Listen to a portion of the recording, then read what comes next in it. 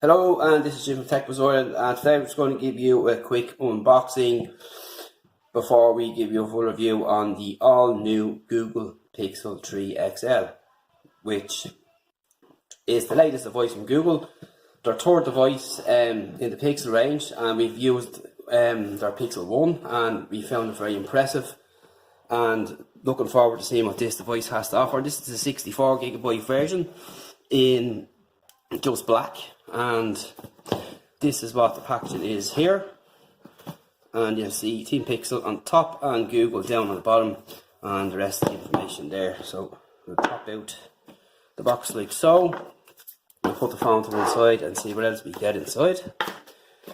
So we get our usual books and stuff here and our SIM removal tool. We get some earbuds, which is pretty awesome, and you also have with these, you have USB-C 3, which is excellent. Take note, manufacturers, we need them all that way. But having said that, Google have pulled an Apple. We've no headphone jack, and you know that's not going to suit everybody's taste, but this is the way we're going wireless. And that's just it. We've got USB-C cable here for charging. We also get two adapters, and we get a dongle in the box. Again, something Apple kind of forget to give you in their package, so hats off to Google for that. And we also get our charging brick here, and that's it. So we can charge the device much quicker. Again, Apple, I'm not looking in your direction, but you know the story. Google do. So onto the phone itself, we'll just peel off the plastic here, and there we have it there in all its glory. So it's pretty nice indeed. As we already know, there is a big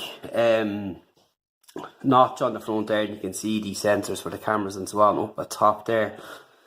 And there's good screen to body ratio, but there is a small bit of a chin, but we do have speakers built in top and bottom.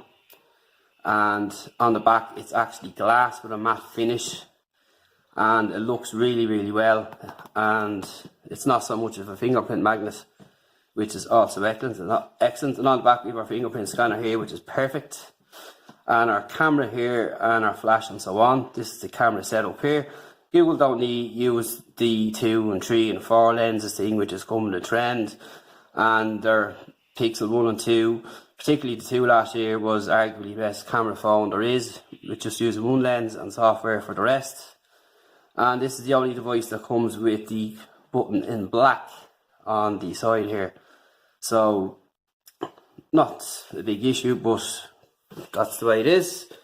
And here we have our keys here, as you can see, and they're raised pretty well and nice and clicky and tactile, so that's perfect. Nothing here at all on the left side, and down on the bottom we have a micro USB or USB-C charging port, and again our SIM tray, which is down on the bottom, but we've no SD card expansion, which again, that's picking off Apple. So they've kind of pulled an Apple in some respects with no headphone jack and no expansion, but they've come back with the better charger and dongles and so on in the box. So I'm happy enough with that. Phone feels really light in the hand, really nice, and I'm looking forward to checking this device out now over the next few weeks, and we'll have a full review coming very soon. So it's got Corning Gorilla Glass 5, which is the latest, and it comes with 64 and 128 GBs of storage and 4 GBs of RAM.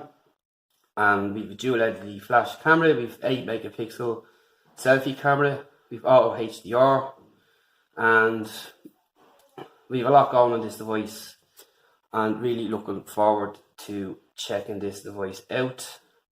It's spec'd very well, 6.3. It's IP68, which is dust and waterproof resistant. So that's also an important thing to keep in mind, which a lot of people kind of look for these days.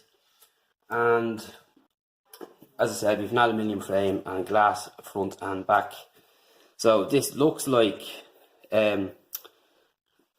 plastic or whatever the case may be, but it's actually not. And the way they've done this and finished it off is actually fantastic. And it's really, really nice indeed. So, but again, it's glass front and back. So something you have to keep in mind. And just again, this is what the notch looks like here, up at top. And even mic up here. And that's really about it. And until then, we will be putting our SIM card into this from now. And if you have any questions in the meantime, feel free to ask, as always, and we'll have answers ready for you. There is a slight little raise on the camera there, which isn't too bad. This, in this respect, some phones wobble a hell of a lot more than that. But we've also got some cases to go along with it, and we'll have a review on them soon.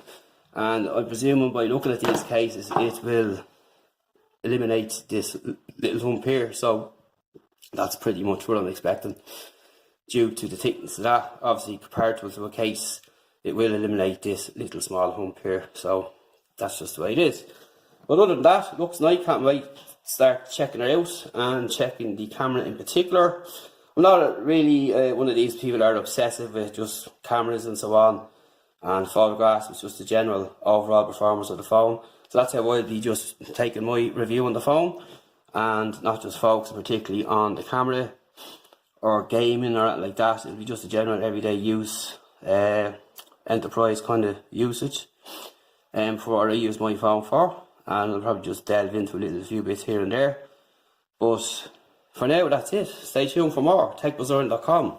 We have lots of stuff coming on the way and pretty cool stuff to follow. See you in the next one.